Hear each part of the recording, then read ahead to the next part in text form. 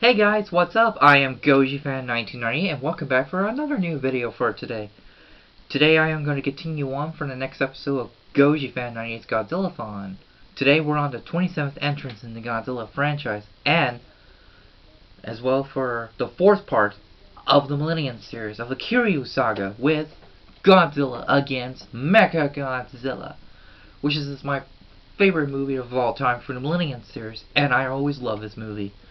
So, Godzilla Against Mechagodzilla had an interesting history we're going to discuss about.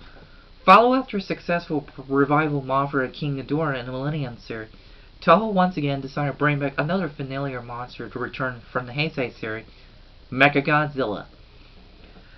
And now, before it was actually begin the filming of Godzilla Against Mechagodzilla, the company who behind Gamera wanted to ask Toho to work together to making Godzilla vs. Gamera movie. But Toho declined the offer because the rumors said that Gamera was going to win. So, yeah, that's the only known information that I know when I heard about it. But the company who behind Gamera will later be making their own Gamera film later on, until working on Gamera the Brave. For more information about Godzilla vs. Gamera will be coming soon for the future. Well, there will be always more information from Wikizilla. They have free information about it. Now let's talk about history about Godzilla Against Mechagodzilla. In this movie, they have a 4th part of the Millennium series timeline, the Kiryu Saga. In this timeline, they only connect some other Showa monster films that are all connected to each other, like Varan, Rodan, Mothra, The War of Gargantuas, Frankenstein Conquers the World, and some other familiar movie, according to Wikizilla.org about the Godzilla timeline. So there are different timelines that have to be put together. In this Godzilla film, in Godzilla Against Mechagodzilla, it's actually the second Godzilla fall after the original's death. And also they changed the retcon the ending of the original movie, rather than having the oxygen destroyer to solve all Godzilla's remain, but it took out his flesh only but left behind as a skeleton.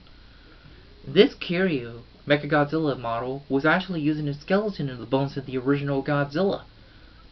It was based on come up with the idea of having the original Godzilla to fight against his successor, which comes back way back in the 90s for Godzilla vs. Godzilla project. But this concept element of that idea was ended up being used in Godzilla Against Mechagodzilla. Shinichi Nishigawa created a concept art of Mechagodzilla where he was given a detail for bone-like structure around it, like an Ultra Kaiju, the Ghost Monster one.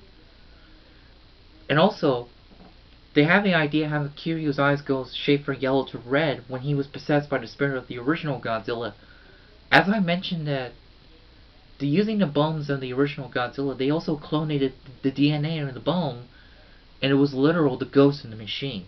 Kiryu's name comes from the Japanese word machine dragon, which combined Kiryu. In this version of Mechagodzilla, it was a 3rd incarnation of the Mechagodzilla character. And this is one of the best design ever. The fans love this version of Mechagodzilla. This is also Alyssa GojiGeek101's favorite Godzilla movie of all time. So, and also in this film, they brought back some familiar veteran actors to return, including the same guy who portrays Okamura from The Return of Godzilla returns in this movie, and he's portrayed as Dr. Yuhara, whose work with Kiryu was a cloning DNA. There are a lot of familiar faces, you may recognize them, and all make an appearance. Also, there was also supposed to be featured Anguirus supposed to be making an appearance in this movie to fight against Kiryu, but apparently he got scrapped before the film began. The Godzilla design looks very similar to Godzilla 2000's Dors's design. Shinichi Wakasa had once again doing the model making on the Godzilla and Mechagodzilla.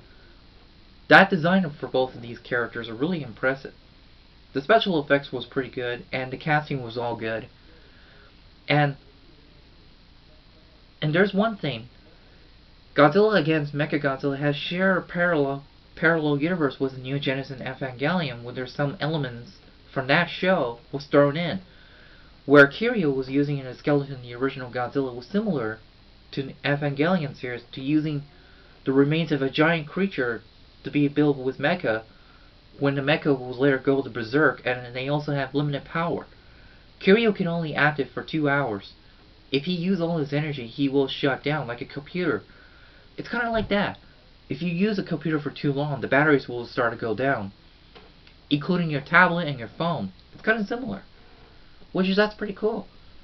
And there's also motherless child, and the main female antagonists to go inside Kiryu mainly has similar to Evangelion series to get inside.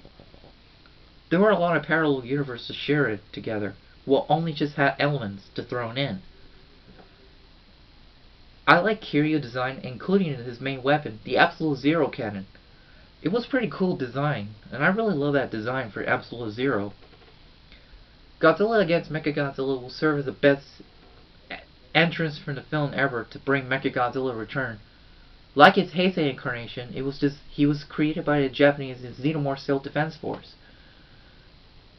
So both of the Heisei and the Millennium version of Mechagodzilla was actually created by a human to combat Godzilla, that's very impressive.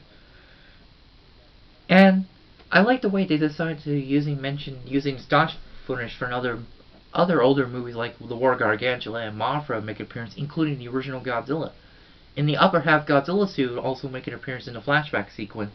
Was portrayed by the same guy who portrays Godzilla in Godzilla 2000, who also portrays it as the second Godzilla in the rest of the entire movie.